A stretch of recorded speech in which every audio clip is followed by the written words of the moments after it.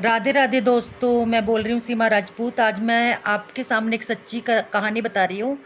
वृंदावन के पास एक गांव होता है, तो उसमें एक माता जी होती है 80-85 साल की।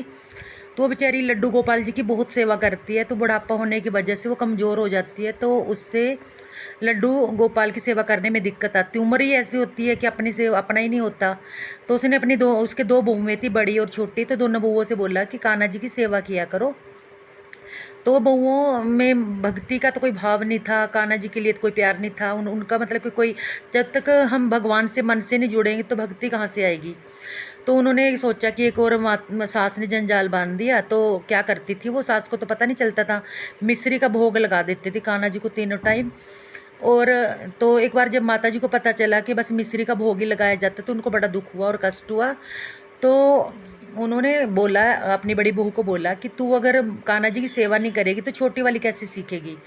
तो उसने माता मतलब कि मन में जब कान्हा जी के लिए कोई भाव ना हो, भक्ति ना हो, तो उसके ने माता जी की बात को मतलब कि वो नज़रअंदाज कर दिया।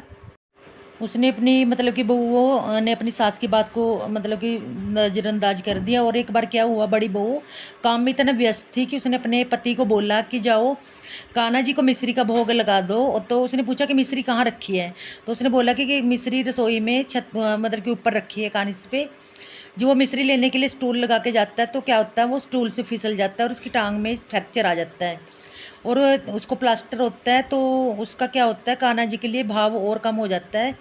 तो उसने छोटी वाली को बोला कि तू अब कान्हा जी की सेवा किया कर, मेरे से नहीं होगा।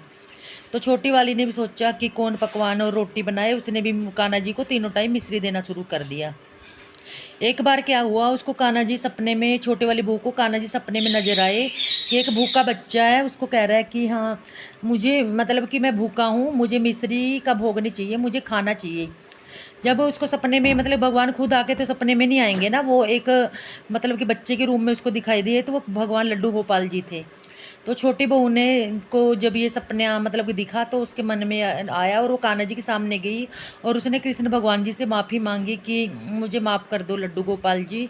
तो उसने तब से भगवान कृष्ण लड्डू गोपाल जी की सेवा करना प्रारंभ कर दिया।